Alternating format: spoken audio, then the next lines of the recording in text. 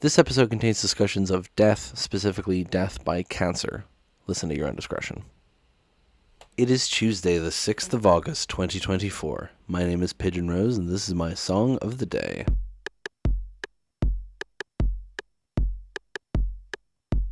Would you believe it? This episode is the 100th episode of Pigeon's Song of the Day. Isn't that wild?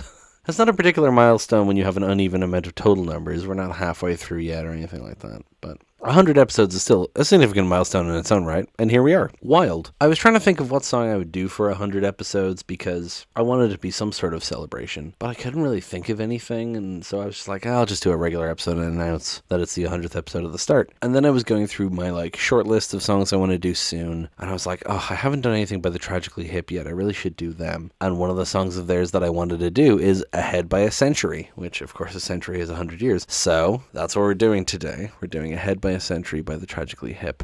Now, most of this episode will probably not be me talking about this song, but will rather be me talking about Gord Downey, the lead singer of the Tragically Hip, who died in 2017 of brain cancer. That's a whole thing. We're going to get into that, of course, but also we will talk about this song and the band in general. But before we listen to the song, I'm just going to say the Tragically Hip were a Canadian band. They were often regarded as the biggest Canadian band. Everyone knew the Hip. Everyone liked the Hip. They were nicknamed the Hip, if that wasn't clear. But they never really broke into other markets. They had a bit of a fan base in America, but not a massive one. They were on Saturday Night Live. They did Woodstock 99, but they weren't like a household name or anything like they are in Canada. But they were so big in Canada that their farewell concert, which was broadcast on TV and radio, again, I'll talk about that after the song, was watched by approximately a third of Canada's population. So that tells you something. I didn't hear about them, true to form, not being from Canada. I didn't hear about them until after Gord died and the band had broken up, which is unfortunate. But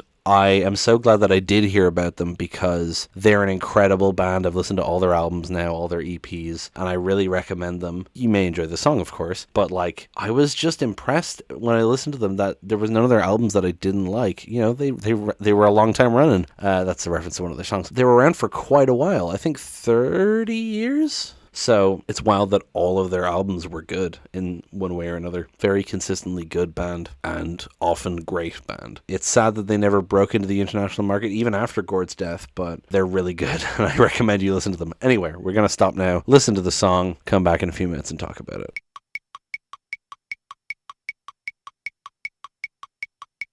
There you go. That was Ahead by a Century. Probably their best known song. It was from their fifth album, Trouble at the Hen House, which was from 1996, the year after I was born. And this isn't my favorite Tragically Hip song, although it's among my favorites. It took me a while for this kind of to grow on me because I was coming at it as an outsider. I didn't know what songs were the fan favorites and shit, So this one kind of snuck up on me. I didn't pay it as much attention at the start, but over time it's become more of a thing for me, and I really like it. I would have done the song I discovered them through first, which is Nautical Disaster, but like I said, it was the 100th episode. I decided to do this one, but I may do another Hip song in 2 weeks because that will be the anniversary of their final concert. Let's talk about how I discovered them first, because I'm not Canadian. So how the fuck did I discover the Hip? Well, it wasn't through Saturday Night Live, I tell you that much. So, as I've mentioned on the show before, there's a Canadian comedy group called Loading Ready Run that I very much enjoy. I've discovered a lot of great music through them, and being very Canadian, I've discovered some very specifically Canadian things through them. They have mini sketches called Crap Shots. They used to do a stream called the Crap Shoot, where they would live stream them making it. During one of those,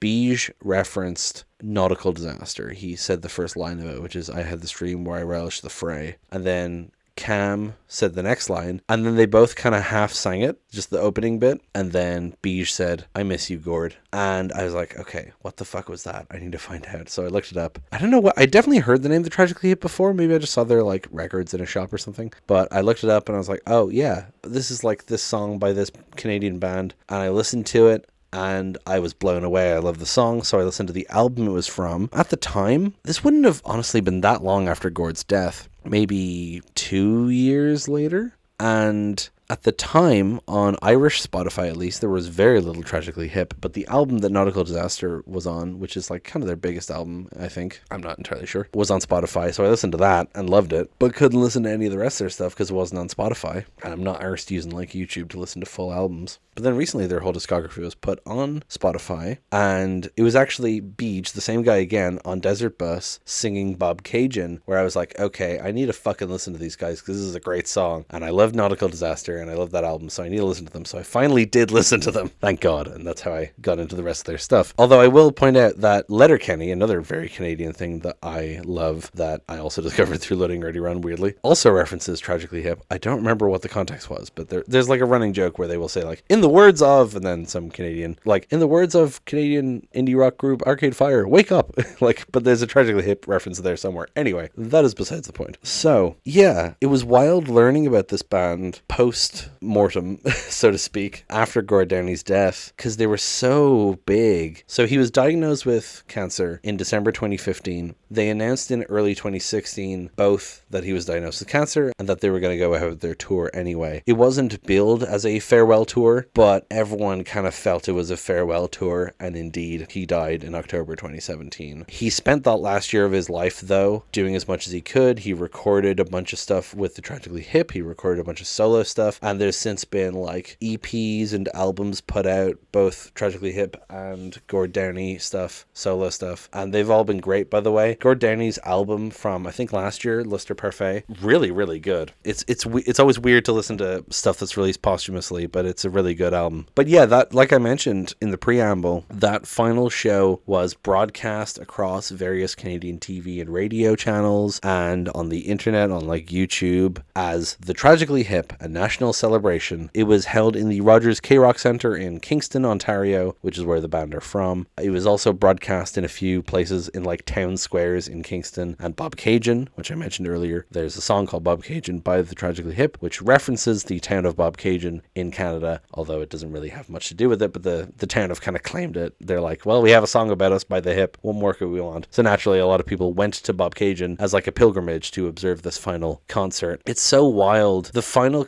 like all through that tour, you could tell Gord was not his usual self. He was pale, he was thin, he was like kind of not shaking, but he seemed a bit like wobbly. But he has always had a unique stage presence and kind of sense of humor, and he does all these weird dance moves and kind of talks shit to the audience, and none of that changed. And you can see in the final concert, the final concert was 3 hours long. They did 30 songs, 3 encores. It's bonkers that they were able to do that, and you can watch the whole thing on YouTube. It's still there, re-uploaded by someone else, and he's sweating the whole time. He has to take pauses to wipe the sweat away. He clearly looks emotional, but he fucking does it. Even though his voice is like a bit more gravelly than usual, he does it, and it's an incredible final performance. It makes me emotional watching it, even though I didn't have the pretext for it. You know, I didn't know about it until after the fact, but it's a very emotional performance, and you can tell that it was for him as well. And not to be like, he didn't make the whole performance about himself, you know. The crowd kind of did, which is unsurprising, and the band, of course, as well, in a way. But they were just there to rock. But also, like, he did a lot of activism for First Nations people, and how, I mean, shitty seems like too weak a word, but like, famously the Canadian government throughout the centuries has done some terrible things to the First Nations people, and Gord Downey did a lot of activism during his life for First Nations people, and even during that final concert, several times, he, like, gave speeches about the government's treatment of First Nations people at that final concert when he could have been doing anything else. While the Prime Minister of Canada, Justin Trudeau, was in the crowd, they personally invited him to go to the show, and Gord Downey's on stage talking shit about the government. You love to see it. Just an incredible person, it seems, all the way through, musically and politically. I'm kind of holding back tears here a bit. Yeah, it's such an incredible farewell concert. This episode's going to be super fucking long because I haven't even talked about the song yet. Part of the reason why I'm giving so much attention to this final concert is because this song, like I said, was like potentially their biggest song, their biggest hit, and it was the final song they played at the concert. And the song itself is only like 3 minutes something, 3 minutes 43. But when they played it live, they did like a whole extended instrumental section at the end. Gord's dancing around on stage. He's doing all these little gestures because he's himself. That's what he does. They just turn it into this whole big long kind of jam session thing. thing. And what a song to end on, you know? Okay, I've been recording for 13 minutes. Let's start talking about the goddamn song. First thing, we'd climb a tree, and maybe then we'd talk or sit silently and listen to our thoughts with illusions of someday. Cast in a golden light, no dress rehearsal, this is our life. The song seems to be about, like, you know, Gord and some girl sitting in a tree. Like, it's two kids kind of climbing up a tree, talking to each other, gossiping, kind of philosophizing, and it kind of presents that childlike innocence, but then it gives you no dress rehearsal, this is our life. Like, it kind of pulls the rug out from under you, like, this is the only life we're given, this is what we're doing. And that's where the hornet stung me, and I had a feverish dream, with revenge and doubt, tonight we smoke them out, you are ahead by a century, you are ahead by a century, you are ahead by a century. One would assume that he is saying that she is wiser than him, that she is ahead of him by a century. She's better than him in some way. What's the word? Wise beyond your years or whatever like that. Or ahead of your time, right? Ahead by a century. Similarly to how, remember I was saying in the Black Hole Sun episode, people will use No One Sings Like You Anymore to talk about Chris Cornell. People have often described Gord Downie as having been ahead by a century, you know, after his death. Stare in the morning shroud, and then the day began. I tilted your cloud, you tilted my hand. Rain falls in real time, and rain fell through the night. No dress rehearsal. This is our life. I really don't have much to say about it, honestly. Just they wake up in the morning, it's raining. It kind of feels like they're kind of talking about the passage of time, right? Because they're saying this is our life, and the whole you're ahead by a century. Like, it seems to be very reflective on how time is passing and they don't have much childhood left, sort of thing, you know? And then later, but that's when the hornet stung me and I had a serious dream. With revenge and doubt, tonight we smoked them out. You're ahead by a century. And he keeps repeating that. And then he says, and disappointing you's getting me down. So at the end, kind of saying, you're ahead by a century, you're ahead of the pack, you're ahead of me, and disappointing you is getting me down. Like, I'm ashamed that I'm not up there with you. I'm not living up to your expectations, you know? And what a final line to end their final concert with. Disappointing you's getting me down. Like, you almost get the sense that Gord is saying that, like, he's upset that he's going, that he's disappointing the fans, you know, but you can't disappoint the fans with a final concert like that. Yeah, I don't know what else much to say. I ended up not talking much about the song. No shock there. I wanted to talk about the concert, but you should really watch the live performance of this song. It's crazy. We miss you, Gord, as they said. I think I don't have much else to say but that. Just a great song, great band. Underrated band severely. I'm gonna say, actually, I've done this before, I should say the other names of the members of the band, not just Gord. Well, okay, I said that and now I don't know how to pronounce his name. Langlois, probably. Langlois, being Canadian. Paul Langlois, Rob Baker, Gord Sinclair, and Johnny Fay. And they were the band for most of its existence. There was briefly some other people in the band. There was a guy called Davis Manning who played saxophone before they ever recorded an album. But those 5 people I mentioned were basically the Tragically Hip from beginning to end, which is wild. One of those bands that just worked and continued to work for their entire run. And I talked a lot about Gord, but I did want to give credit to the other guys in the band, because Gord wasn't the only member of the band, and the band sound great. The guitar in particular, I fucking love the guitar on Tragically Hip songs. There's some great riffs, some great solos, great drumming as well. Just all around great band. Yeah, okay. I'll end it there. Thank you so much for listening. Please hit like, hit subscribe, leave a comment, tell me what you think. Tell me if you've heard of the Hip before. If you're a Canadian listener, what do you think about them? Please go listen to the Hip. They're so fucking good, and they deserve more listeners. It's kind of sad that they don't have an international audience, but they're so fucking good.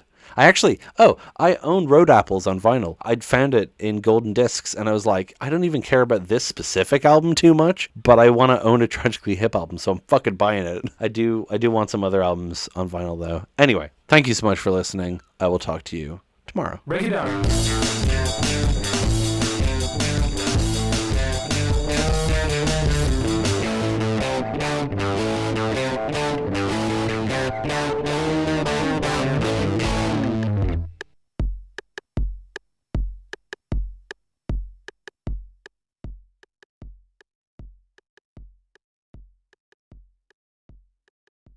I have mentioned on a few episodes before, there is a Canadian comedy group called...